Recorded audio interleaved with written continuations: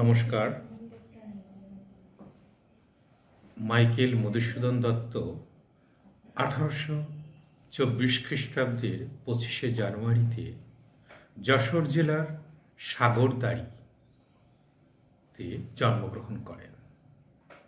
পিতার নাম রাজনারায়ণ দত্ত, মাতা জাহ্নবী দেবী। বাবা কর্মসূত্রে আইনজীবী রাজনারায়ণ দত্তের অগাধ রোজগার, সুনাম সুখ্যাতি প্রচুর।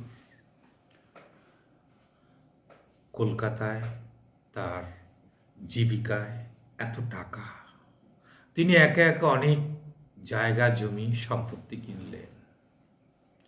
তার পুত্র রাজনারায়ণ দত্তের পুত্র মধুসূদন শৈশব থেকেই তাকে ইংরেজি মাধ্যম বিদ্যালয়ে পড়াশোনা করতে করতে তার ভেতরে একটা অন্যরকম চেতনা জাগে। ব্রিটিশ যে সকল শিক্ষক এবং তার পণ্ডিত, বিশেষ করে সেখানকার সাহিত্য তাকে মুগ্ধ করে বেশি। তিনি যখন মাধ্যমিক বা মিডল স্কুলে পড়েন, সেই সময়ই তার মনে জেগে ওঠে ইউরোপীয় সাহিত্যের যে স্বরূপের মধ্যে যেন তার এক কিশোর বয়সের স্বপ্ন তার মধ্যে তিনি দেখতে পান। তিনি মুগ্ধ হয়ে যান সেই সব প্রাচীন, মধ্য এবং সমকালীন যুগের কবি সাহিত্যিকদের লেখা পড়ে। তাদের লেখা পড়তে পড়তে তিনি কখনো যেন রোমান্টিক জগতে প্রবেশ করেন। স্বপ্ন দেখেন শেক্সপিয়ার, মিল্টন, স্বপ্ন দেখেন পেত্রাক, স্বপ্ন দেখেন সেই সব ইংল্যান্ড এবং ফ্রান্সের কবি যারা তাদের লেখার মধ্যে সেই জগৎটা তার মধ্যে যেন তিনি বিচরণ করছেন।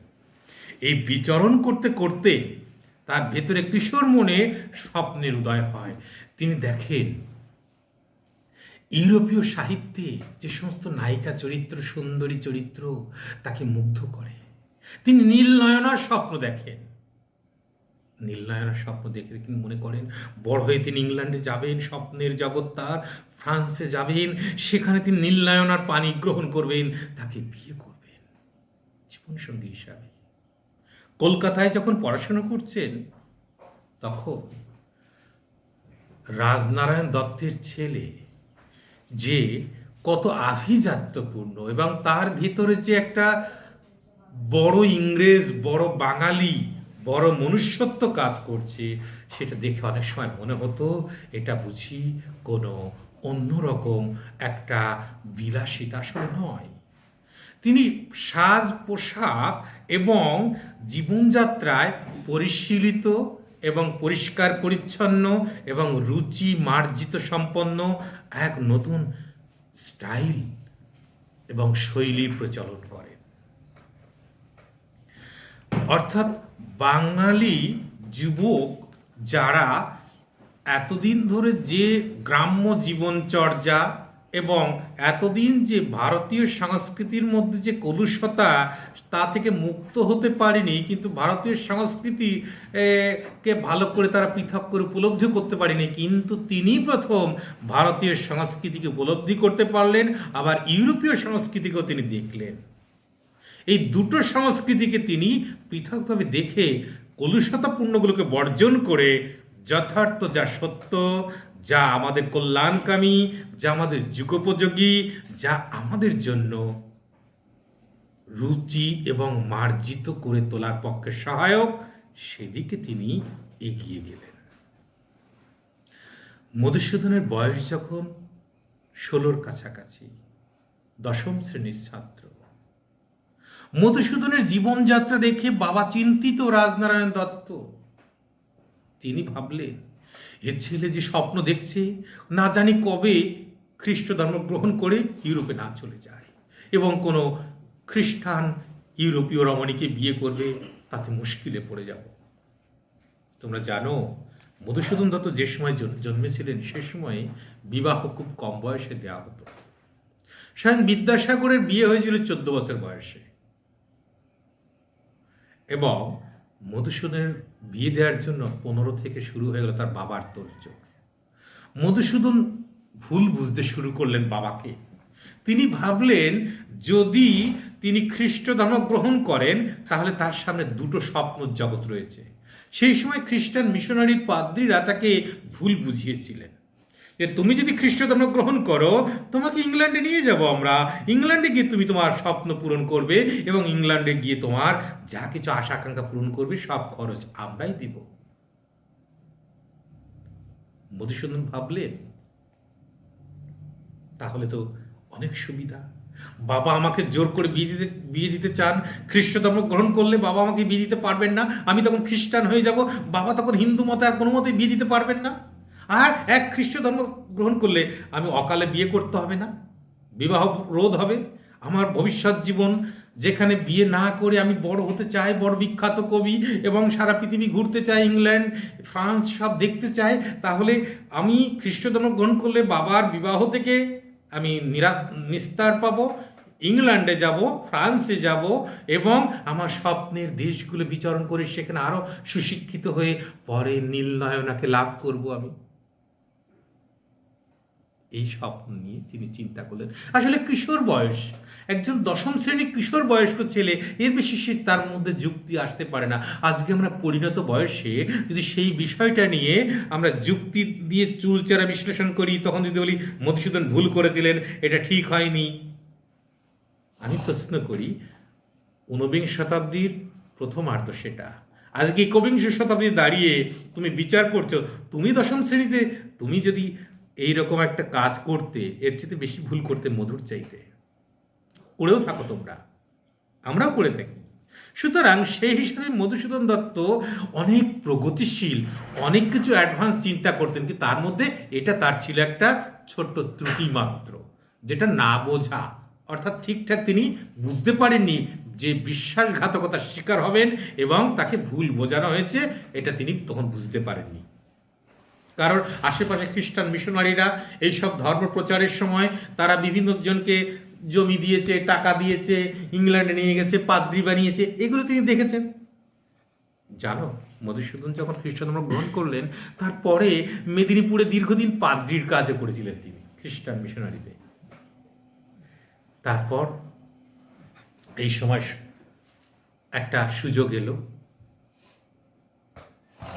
তিনি বাবা তাকে তেজ্যপুত্র করলেন খ্রিস্টধর্ম গ্রহণ করার পর।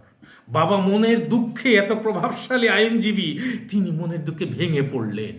ভাবলেন যে ছেলেকে আমি এত তিলে তিলে বড় করতে চেয়েছি, যার প্রতি দেখো যতই আইনজীবী হোক, শিক্ষিত হোক, সেই সময় মানুষের মনের মধ্যে স্বর্গ, নরক এবং সমাজ শাস্ত্র এগুলো কিন্তু প্রভাব বিস্তার করত। রাজনারায়ণ দত্তের মনের মধ্যে দেখলেন যে ছেলে খ্রিস্ট ধর্ম গ্রহণ করেছেন, ধর্মান্তরিত হয়েছে, আমি তাকে তেজ্যপুত্র করেছি, সেই ছেলে তো আমি মৃত্যুর পর আমার মৃত্যুর সময় মুখে জল দিতে পারবে না, আমার মুখাগ্নি করতে পারবে না, আমার শ্রাদ্ধ করতে পারবে না, সুতরাং আমাকে নরকগামী হতে হবে। যদি পুত্র আমাকে যদি পুত নামক নরক থেকে উদ্ধার না করে এবং আমাকে যদি শ্রাদ্ধ শান্তি কর্ম না করে, আমি উদ্ধার হব না। সুতরাং রাজনারায়ণ দত্ত দ্বিতীয়বার বিয়ে করতে শুরু গেলেন। বৃদ্ধ বয়সে দ্বিতীয়বার বিয়ে করে ভাবলেন যদি একটা পুত্র সন্তানের জন্ম দিতে পারি তাহলে আমি শান্তিতে মরতে পারবো, সে পিণ্ডদান করবে, শ্রাদ্ধ শান্তি করবে। দুর্ভাগ্য, তারপরে তো আর তারপর সন্তানাদি রাজনারায়ণ দত্তের। মধুসূদন কি করলেন? অর্থ কষ্টে পড়েছে, বাবার আর অর্থ তিনি পাচ্ছেন না। তেজ্যপুত্রকে যে অর্থের বিলাসিতা করে তিনি নানা রকমের নিজের ইচ্ছা পূরণ করতেন, এক প্রতিটা মুহূর্তে মুহূর্তে পোশাক পাল্টাতেন, জুতো পালিশ করতে যা টাকা দিতেন রিটার্ন নিতেন না, চুল কাটাতে গেলে যা টাকা দিতেন রিটার্ন নিতেন না, কোনো কিছু কিনতে গেলে বড় টাকা নোট দিলে তিনি ফেরত নিতেন না। রাজনারায়ণ দত্তের একটা আভিজাত্য ছিল, তার পুত্র সে আভিজাত্য মেনটেন করত। এর মধ্যে মাদ্রাজে তিনি একটা চাকুরি পেলেন, সংবাদপত্রে সম্পাদনার চাকুরি।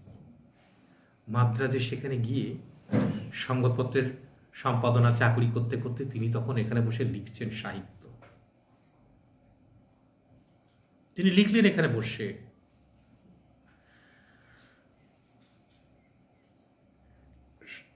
ইংরেজিতে তিনি দ্য ক্যাপটিভ লেডি এখানে বসে লিখছেন। কিন্তু ইংরেজি সাহিত্য রচনা করে তিনি সুনাম পাচ্ছেন না। না ইংল্যান্ডের কোনো স্বীকৃতি, না ইউরোপীয় বা ইংলিশ যে কবি বা যারা সাহিত্যিক তারা তাকে বলছে কোয়ালিটি ভালো হয়নি। এদিকে এগুলো বাঙালিরা পড়তে পারছে না, ভারতীয়রা পড়তে পারছে না ঠিকঠাক করে। তিনি বড় যন্ত্রণায়। ইতিমধ্যে এখানে এসে তিনি তখন তো ইয়াং, দেখলেন চার্চে একটি মেয়েকে দেখলেন, রেবেকা তার নাম। কি সৌন্দর্য, চোখের দুটো তারা যেন নীল রঙের। ভাবলেন এই সেই স্বপ্নের নীল নয়না, দেখে মুগ্ধ হচ্ছে। একজন নবযুবক আর নতুন কোনো কিশোরী মেয়েকে যদি দেখতে পায় এরকম সৌন্দর্যে, সে মুগ্ধ হয়ে গেলেন। তিনি চার্চে নিয়ে রেবেকাকে বিয়ে করলেন। রেবেকাকে বিয়ে করার পর একে একে তার সেখানে 4টি সন্তান হলো, কন্যা সন্তান আছে 4টি সন্তান। এইবার এই সংসার, এতগুলো সন্তান, তিনি সংসার চালাতে পারছেন না। তিনি কখন সাহিত্য চর্চা করবেন, কখন লিখবেন, কখন অর্থ উপার্জন করবেন কি করে, তিনি বীতশ্রদ্ধ হয়ে পড়লেন। আর সংসারে যদি টাকা না থাকে, অভাব অভিযোগ থাকে এবং নিজের সাধ্যে যে না কুলায়, তার স্বপ্ন বড় বিখ্যাত কবি হবেন, বিদেশে যাবেন, সব স্বপ্ন ব্যর্থ হয়ে গেল। কিন্তু তিনি যখন এত সব কিছু টেনশানে করছেন, তখন তার সংসারের প্রতি বিরক্ত। তখন বলছে এটা নেই, ওটা নেই, এটা আনতে হবে ঘরে, তখন যন্ত্রণায় বিরক্ত হয়ে গেল। এই মুহূর্তে তার পরিচয় হলো হেনরিয়েটা নামে এক রমণীর সাথে। সেও নীলনয়না তন্বী নায়িকা, দেখতে অসামান্য সুন্দরী। তিনি একদিন মাদ্রাজ থেকে বিরক্ত হয়ে ছদ্মনামে বেনামে টিকিট কাটলেন জাহাজে, কলকাতার উদ্দেশ্যে রওনা দিলেন। হেনরিয়েটা তার 4টি সন্তান নিয়ে অসহায়ভাবে রইল কিভাবে, সে খোঁজ রাখেননি মধুসূদন, চলে এলেন। So much tragedy. কলকাতা আসার পর তিনি চেষ্টা চরিত্র করলেন, আইন পড়াশুনো করলেন।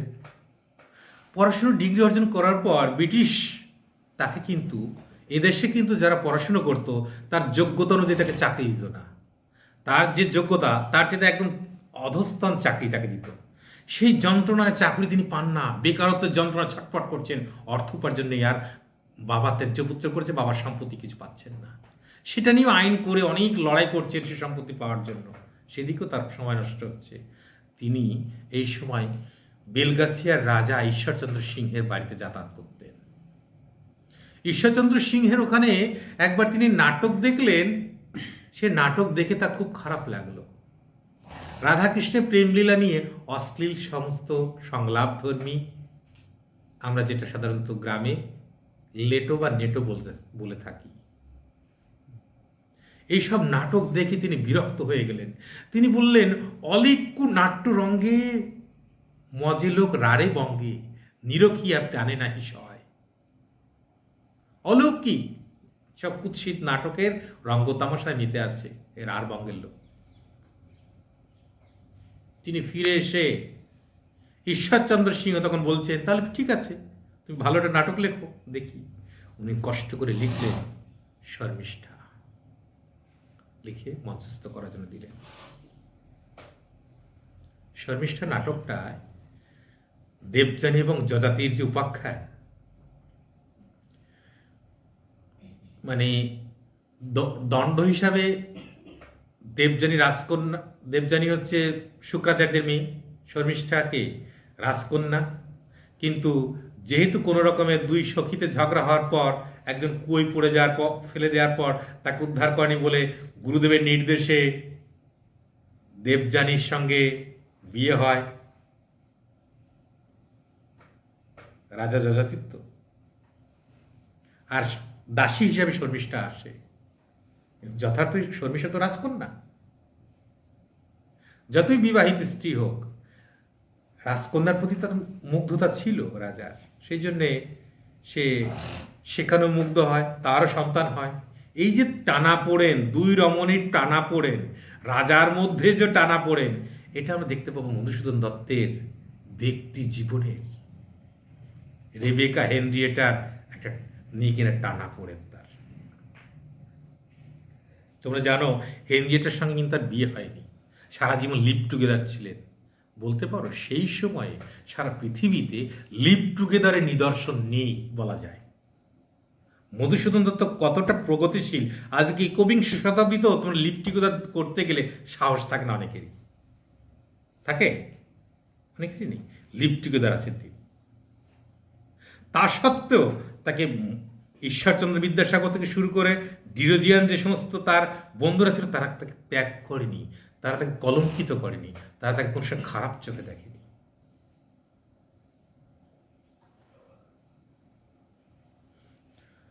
তিনি তিলোত্তমা সম্ভবা কাব্য লিখলেন। দেখো,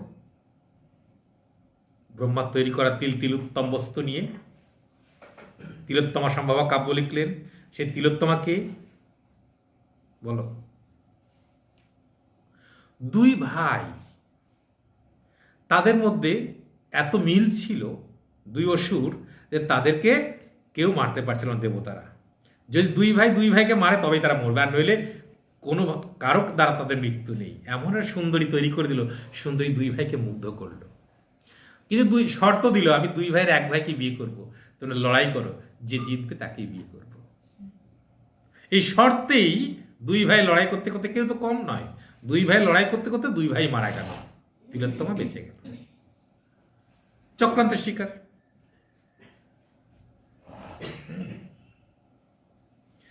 সেই দ্বন্দ্ব সংঘাতের বিষয় নিয়ে লিখছেন, চ্যালেঞ্জ করে লিখছেন মেঘনাদবধ কাব্য। কতটা প্রগতিশীল চিন্তা হলে আমরা প্রচলিত ধ্যান ধারণাকে ভেঙে চুরমার করে, তার কলুষতাকে দূর করে নতুন সংস্কারপন্থী হয়ে নতুন দৃষ্টিভঙ্গি, নতুন জীবন দর্শন, নতুন শিক্ষা তিনি দিচ্ছেন। শিক্ষাটা কি? রাম ভগবান নয়, রামের কাছে মাথা নত নয়, তার বিরুদ্ধে যে রাবণ আছে তার প্রত্যেকটা কথা আমাদেরকে উপদেশ দেয়, আমাদেরকে অনুপ্রাণিত করে। রামচন্দ্রের এমন কোনো বাণী আছে রামায়ণে যে বাণীতে তুমি অনুপ্রাণিত হয়ে উপদেশ হিসাবে গ্রহণ করতে পারো? নেই। টোটাল বাল্মীকি রামায়ণ পড়ো, বাল্মীকি রামায়ণে রামচন্দ্র কখনোই বলেনি কাউকে উপদেশের মতো, কোনো কথা নেই। কিন্তু রাবণের আছে উপদেশের কথা। রাবণ যখন মৃত্যুর শয্যায়, রাম লক্ষ্মণ জিজ্ঞেস করছে যে আপনাকে তো মেরে দিলাম, আমাদেরকে শেষ নির্দেশ কিছু দেবেন? বলছে শুভ কাজ করিবে শীঘ্র করি, অশুভ কাজ দূর করে রাখবে যত দেরিতে করা যায়। মৃত্যুর সময় উপদেশ দিয়ে যাচ্ছে, কিন্তু রামচন্দ্রের মুখে এরকম কোনো কথা আছে উপদেশ? নেই। আমরা যা কিছু জ্ঞান, উপদেশ, জীবনের লড়াই এবং জীবনকে প্রত্যেকটা মুহূর্তে উপলব্ধি করার এই উপদেশগুলো কিন্তু আমরা রাবণের ক্যারেক্টার থেকে পাচ্ছি। এবং রাবণ থেকে শুরু করে তার পুত্র মেঘনাদ বা ইন্দ্রজিৎ এবং অন্যান্য যত চরিত্র সবগুলোর মধ্যে আমরা পাবো সেটা। তুমি ভাবো, স্থাপিলা বিধুরে বিধি স্থানুর ললাটে, পড়ি কি ভূতলে শশী যান গড়াগড়ি। স্বয়ং ভগবান চন্দ্রকে শিবের মাথায় তাকে স্থাপন করেছে। শিব জটাজুটোধারী, ছাই ভস্য মাখে বলে কি চন্দ্র কি অপমানিত হয়ে কোনো ধুলো গড়াগড়ি খাই? এর চেয়ে ধুলো ভালো, তবু আমি এখানে থাকবো না? কখনো কি করে? করে না। দেখো তুমি কি বলছে, গ্রহজনে কি গ্রহদোষে দোষীজনে কে নিন্দে সুন্দরী। তুমি ভাবা যায় কার কথা? রাবণের কথা। অর্থাৎ তোমার উপরে তুমি যে নিজে থেকে কোনো অন্যায় করো, তোমাকে সবাই নিন্দা করবে, ঘৃণা করবে, কিন্তু তোমার অন্যায় নেই, তোমার প্রচেষ্টার ত্রুটি নেই, তুমি লড়াই করছো সমান শেষ মুহূর্ত পর্যন্ত, তারপরেও যে তোমার পরাজয় ঘটে, মানুষ কি বলবে? দেখো, ওর চেষ্টাও করেছে 100%, ও সব কিছু করেছে, তা সত্ত্বেও যদি ওর যদি এই পতন হয়, ওর যদি পরাজয় হয়, এটা নিন্দনীয় নয়। ওর প্রতি আমাদের সহানুভূতি জাগে, সহমর্মিতা জাগে। অর্থাৎ তার ভাগ্যের বিষয়, অর্থাৎ কোনো গ্রহের ফেরে বা ভাগ্যের ফেরে ওর পরাজয় হয়েছে, ওর দিক থেকে কোনো ত্রুটি ছিল না, তাকে কেউ নিন্দা করে না। কিন্তু যে লড়াই না করে পরাজিত হয়, আত্মসমর্পণ করে, এখানে আমাকে ক্ষমা করুন প্রভু, তাকে নিন্দা করে সবাই, কাপুরুষ এ সমস্ত বলে, এবং তাকে দুর্বল চিত্ত বলে তাকে কিন্তু নিন্দা করে। আমরা রাবণের মুখ থেকেই কথাগুলো পাই। রামচন্দ্রের থেকে কী কী পাবো আমরা বলো? অর্থাৎ মধুসূদন সেই সময়ে এটা কিন্তু দেখাচ্ছেন তার দৃষ্টিভঙ্গিতে আলোচনায়। কিন্তু তার মানে এই নয় যে তিনি রামচরিত্রটাকে কলঙ্কিত করেছেন, তা নয়। কিন্তু রামকে নিয়ে যখন বর্ণনা করছেন সেখানে দেখবে এতটুকু কালিমা কিন্তু মাখাননি তিনি, অর্থাৎ নিন্দা করেননি। রাম যখন সুসজ্জিত হয়ে যুদ্ধ করছে, লক্ষ্মণ যখন যুদ্ধ করছে, কিংবা রাম যে সমস্ত কার্যক্রম, সেখানে কিন্তু কোনো অন্যায় কোনো জায়গা কিন্তু নেই। এখানে যুদ্ধের যা রীতি, সেই রীতিগুলো কিন্তু করছে। যুদ্ধের ক্ষেত্রে, রাজনীতির ক্ষেত্রে কি আছে? সুযোগের সৎ ব্যবহার করা, সেটা কিন্তু রামচন্দ্র করছে। অর্থাৎ রামচন্দ্রের পলিটিক্স, লক্ষণের পলিটিক্স, এটা যথার্থভাবে মধুসূদন দত্ত আমাদের তুলে ধরে দেখিয়েছেন যে যদি রাজনীতির বিদ্যা বলো, জ্ঞান বলো, সেটা রামচন্দ্রের আছে এবং লক্ষণের আছে, এবং যথার্থভাবেই আছে। সেদিক দিয়ে কিন্তু রাবণ নেই। রাবণের এই রাজনীতির দিক থেকে কিন্তু রাবণ পিছিয়ে। সে রাজনীতির জায়গা তার কেন পিছিয়ে রামের চাইতে? কারণ সে কুটিলতা বা সুযোগের সদ্ব্যবহার করা, এইটুকু সে করে না কখনো। এটা জানেই না, তার মাথায় আসে না। সে চাইলেই তো অনেক কিছু অন্ধকারে গিয়ে অন্যরকমভাবে অতর্কিত আক্রমণ করে অনেক কিছু করতে পারত। অর্থাৎ এই বুদ্ধিটুকু তার আসেনি।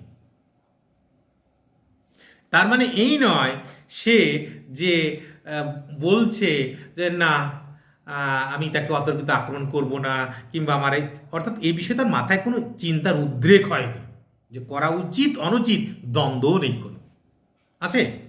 কোনো দ্বন্দ্বও নেই এখানে তার। অর্থাৎ মধুসূদন দত্ত যে চরিত্রগুলোকে দেখেন, তা থেকে শিক্ষাটা আমাদের কী কী শিক্ষা আসছে? রাজনীতির শিক্ষা, সংস্কৃতিতে নিজের উচ্চ রুচিশীলতার শিক্ষা, আর জীবন গঠনের শিক্ষা, জীবনকে বড় করে তোলার শিক্ষা, এবং যথার্থ চিন্তে জীবনকে গড়ে তোলার জন্য যে শিক্ষা প্রয়োজন আমরা দেখতে পাবো তার ইন্দ্রজিৎকে বড় করে তুলছে যুদ্ধবিদ্যা থেকে শুরু করে সর্বজ্ঞানে জ্ঞান দিয়ে। তার প্রত্যেকটা লেখার মধ্যে আমরা কিন্তু সমাজ, সংস্কৃতি, সংস্কারমূলক যা যথার্থ সত্য, যা কল্যাণকারী, এই সত্যগুলো আমরা দেখতে পাই। সেখানে দ্বন্দ্ব আছে, সংঘাত আছে, কিন্তু সর্বশেষে দ্বন্দ্ব সংঘাতের পর তিনি শেষ মুহূর্তে যে জায়গায় নিয়ে যাচ্ছেন সেটা কিন্তু সত্যের পক্ষে, শিবের পক্ষে, সুন্দরের পক্ষে। মধুসূদন, যারা মধুসূদনকে নাস্তিক বলছে, মধুসূদনকে বলছে হিন্দু বিরোধী, খ্রিস্টান না, তিনি মেঘনাদবধ কাব্য সূচনা লিখছেন কি? দেখো, সূচনা তিনি সরস্বতীকে বন্দনা করছেন। ভাবা যায় মেঘনাদবধ কাব্যে যে ব্যক্তি এত পরিচয় দিচ্ছে নাস্তিকতার, মনে হয় পড়বে অনেকে ব্যাখ্যা করে নাস্তিক সব কিছু হচ্ছে, মধুসূদন দত্ত নাস্তিক ছিলেন, কিন্তু দেখো যে তিনি খ্রিস্ট ধর্ম নিয়েছিলেন, কিন্তু দেখো তিনি সরস্বতী বন্দনা করছেন। সম্মুখ সমরে পড়ি বীর চূড়ামণি, বীরবাহু চলি যাবে গেলা জমপুরে, কহদেবী অমৃত ভাসিনী, কোন বীর বড়ে বড়ি পাঠাই পুরাণে। অমৃত ভাসিনীকে সরস্বতী। কাকে বন্দনা করছেন? তিনি তাকে বন্দনা করছেন মধুসূদন মেঘনাদবধ কাব্য সূচনাতেই। অর্থাৎ তুমি দেখো, তিনি ভারতীয় সংস্কৃতির কলুষতা মুক্ত করে যা শাশ্বত সত্য, যা বিদ্যা, যা আমাদেরকে আলোর পথ দেখায়, স্বচ্ছতা, সুন্দরের পথ দেখায়, সংস্কৃতিকে এবং শিক্ষা চিন্তাটাকে নতুনভাবে প্রবাহিত করার দিকে তিনি নিয়ে যাচ্ছেন। শিক্ষাটাকে তিনি মুক্ত চিন্তার দিকে নিয়ে যাচ্ছেন। তার গ্রন্থের মধ্যে কোনো কুসংস্কার নেই।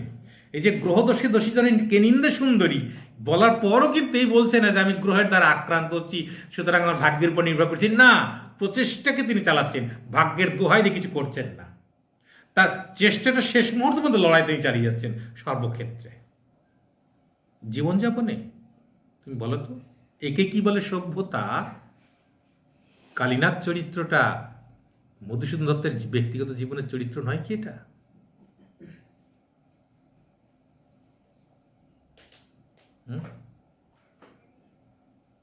কি বুড়ো শালিকের ঘাড়ের রোঁ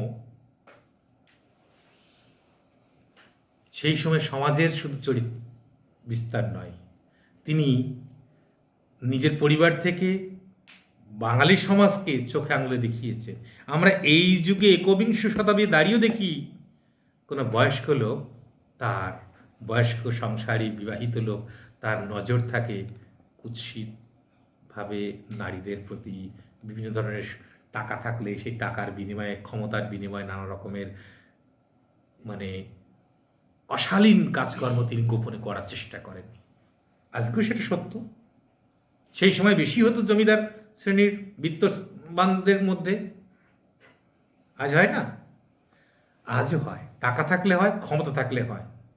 এটা চিরসত্য হয়ে আছে মানব জীবনের যে জৈব প্রবৃত্তি, এই জৈব প্রবৃত্তিকে নিয়ন্ত্রণ করাটা হচ্ছে আসল। সেই নিয়ন্ত্রণ যখন মানুষ করে না রুচিশীলতার মাধ্যমে, শিক্ষার মাধ্যমে, তখন এগুলো চোখে আঙুলে দেখানো হয় যেগুলো করা উচিত নয়। বরং যে করছে তাকে, তার চেতনা যখন হয় না, তখন সামাজিকভাবে তাকে চপেটাঘাত করো, সামাজিকভাবে প্রতিরোধ করো।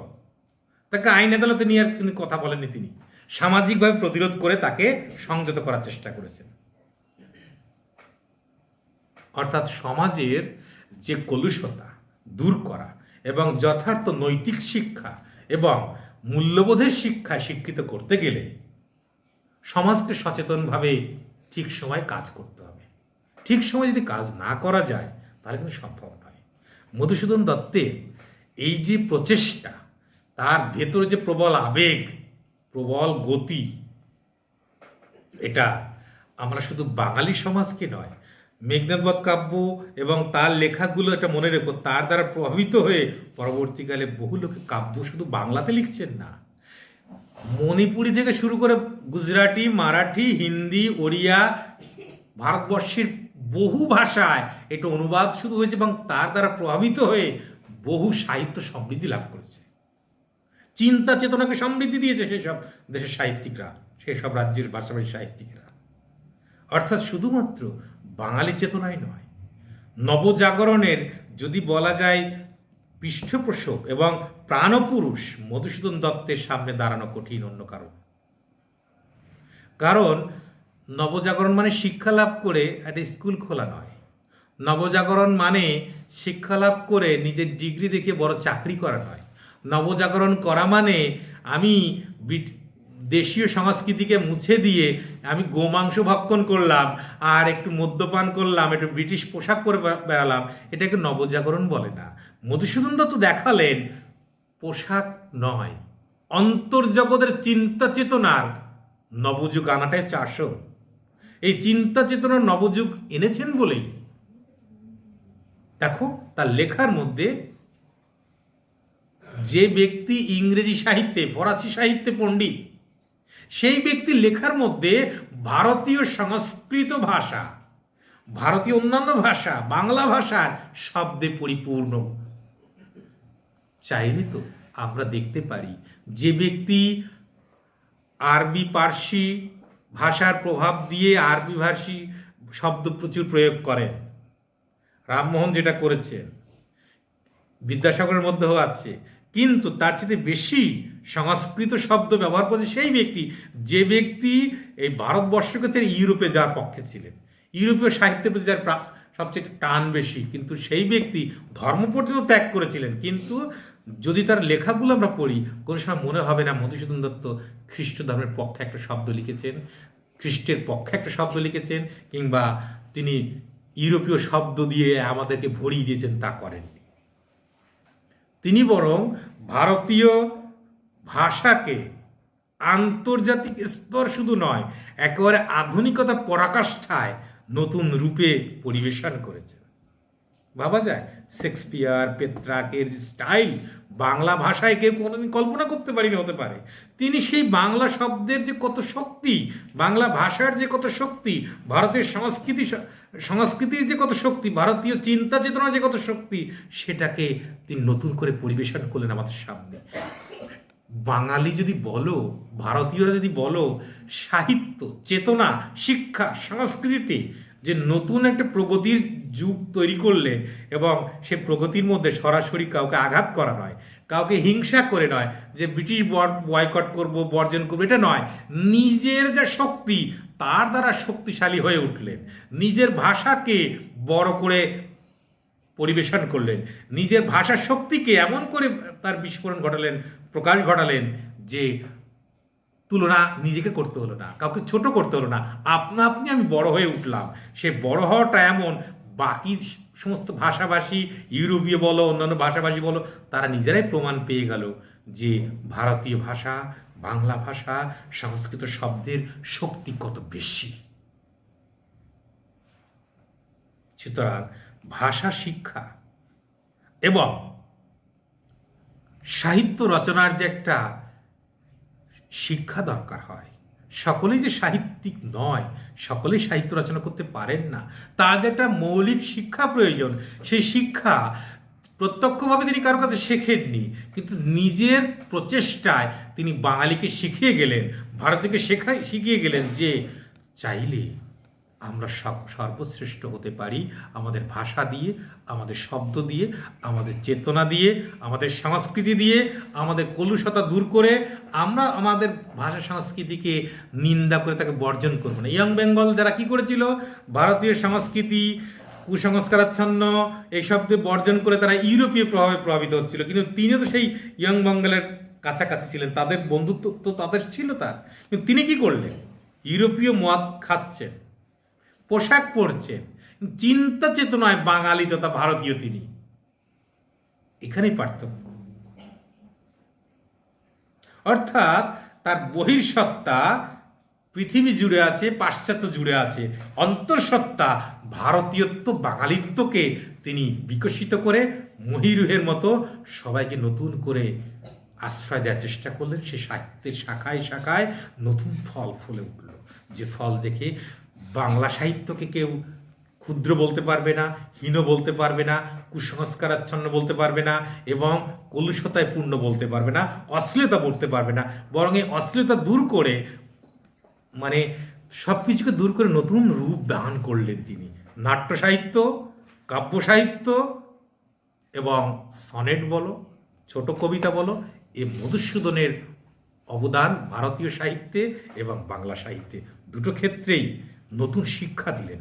এই শিক্ষাটা কিন্তু আমরা যে শিক্ষা নামক শিক্ষা বিজ্ঞানে আলাদা একটা শাখা বলে মনে করি, শিক্ষা মানে স্কুল শিক্ষা, শিক্ষা মানে স্কুলে যাওয়া, স্কুলে যেয়ে কি শিখবো, স্কুলে যায় কি শিখতে, তার মেন কারিকুলাম কি শিখবে, সে নীতিকথা শিখবে, সাহিত্য শিখবে, ভাষা শিখবে, সেটা মধুসূদনেরই রচনা থেকে আমাদের বেরিয়ে আসে। ভাবা যায় মধুসূদনের রচনা থেকে বেরিয়ে এসছে প্রথমে সরস্বতী বন্দনা। আমাকে বলুক, তখন তো হিন্দু সাহিত্যিক প্রচুর ছিল, খ্রিস্ট ধর্ম